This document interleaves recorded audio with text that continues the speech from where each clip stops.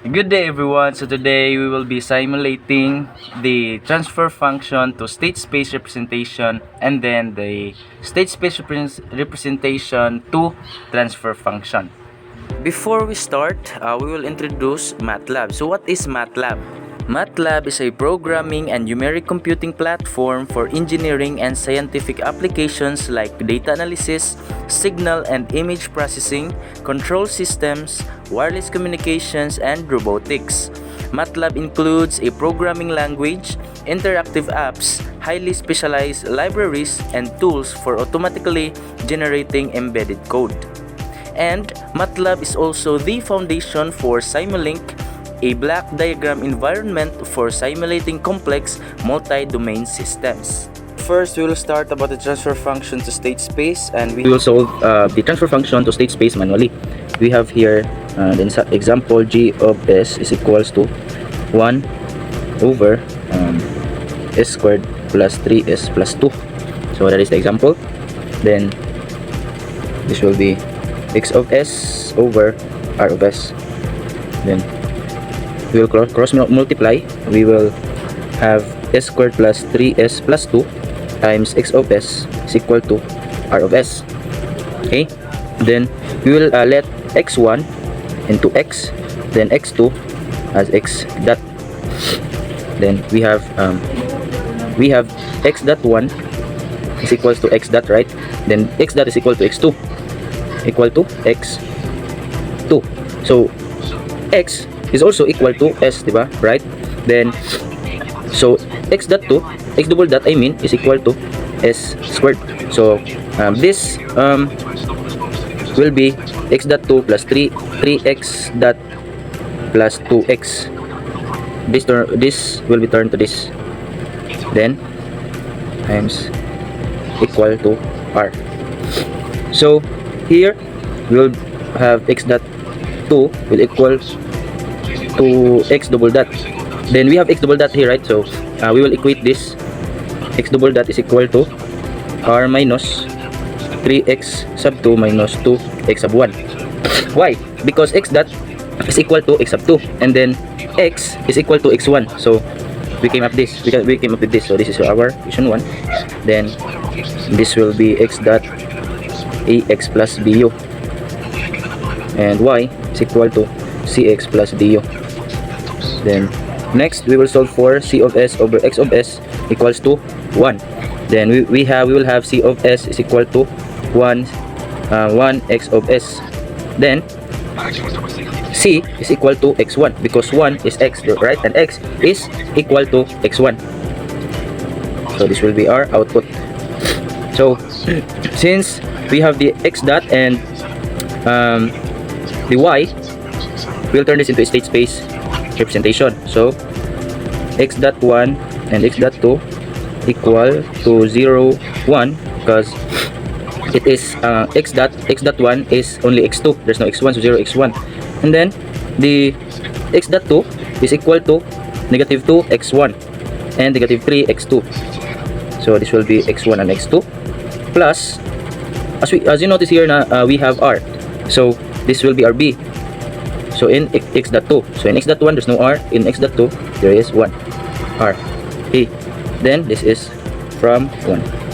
Next, from 2 we will have the output y is equal to c, right? Our c is x1, so 1 and 0 because we don't have x2.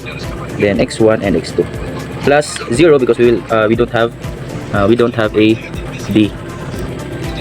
So this is our final answer for our state space representation from the transfer function.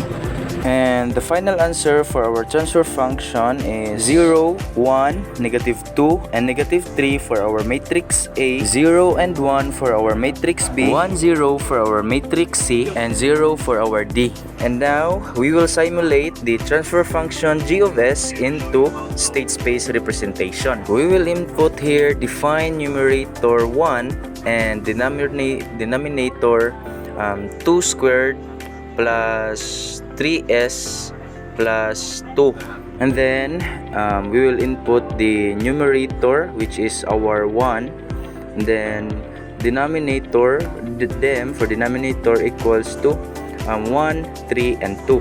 And now we will include the input of solve for state space matrices, because we will solve the state space representation. We will solve for matrix A, matrix B, matrix C, and for our D. After the matrix A, B, C, and D equals to TF2 is S, and the meaning of TF2 is S is transfer function parameters to state space, and then type for numerator and denominator. And now here we will have the answer, which is for our matrix A is -3, -2, and -1, 0. For our matrix B is 1 and 0. For our matrix C is 0, 1, and lastly D is equal to 0. And that's the simulation of our transfer function to state space. And now we will simulate about state space to transfer function.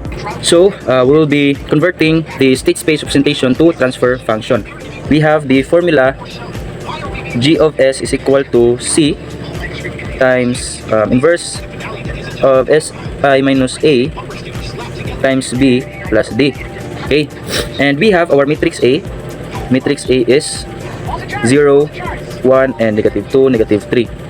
Okay, then matrix B is equal to 0 and 1. For the matrix C, we have 1, 0, and for our D, of course, we have 0. So we will solve for Si minus A. Si minus A is equal to S0 and 0S minus A. Our A is 0, 1, and -2 and -3. So this will be S minus 0 is equals to S, then 0 minus 1 will be -1, and 0 minus 2 will be +2, and S minus -3 is S plus 3. So now we have the Si minus A. Next, we will get the determinant.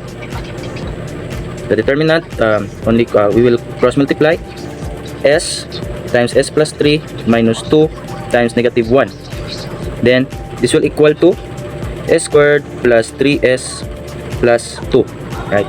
So we have the determinant. Next, we'll solve for the adjacent Si minus A.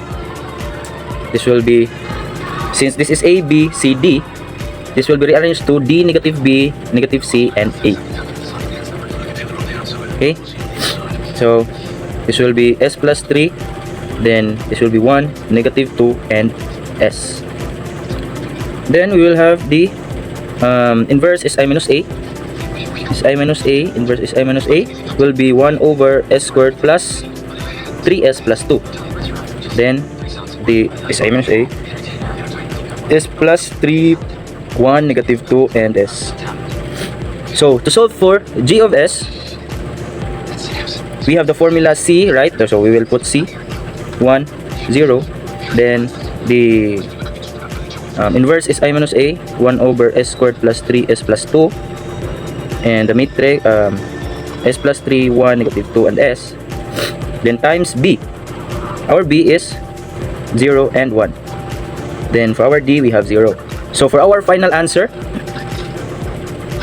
G of S is equal to 1 over S squared plus 3S plus 2. So our final answer for the state space 2 transfer function will be 1 over S squared plus 3S plus 2. So as we noticed earlier, this is our transfer function to state space. And now we will simulate this in Matlab. So to begin, we will input there the define the matrices, because we will define the matrix A, matrix B, and matrix C first. For our matrix A, we have 0, 1, and we will put semicolon there because this is matrix. This will be in the bottom matrix, and -2, -3. For our matrix B, we have B is equal to open bracket 0 semicolon 1, then close bracket. Then for our matrix C, it is equal to bracket 1, then 0, then close bracket. Then for our D, we only have 0. Next, we will put the because we will solve for transfer function. And then after that, we will put here the open bracket num for numerator and dim for denominator. Num comma dim close bracket then equal to SS2TF. The meaning of SS2TF is state space to transfer function parameters. Then we will have the A, B, C, and D. And after that, we will input in our command window the display as G of S. Then we will input here G of S is equal to transfer function TF, numerator and denominator. Then enter, we will simulate. So we have here the matrix A is 0, 1, and -2, -3. For our matrix B, 0 and 1. For our matrix C is 1, 0. And finally, for our transfer function G of S, we have 1 over S squared plus 3S plus 2. And that's all for our Matlab simulation to our transfer function to state space and vice versa, state space to transfer function.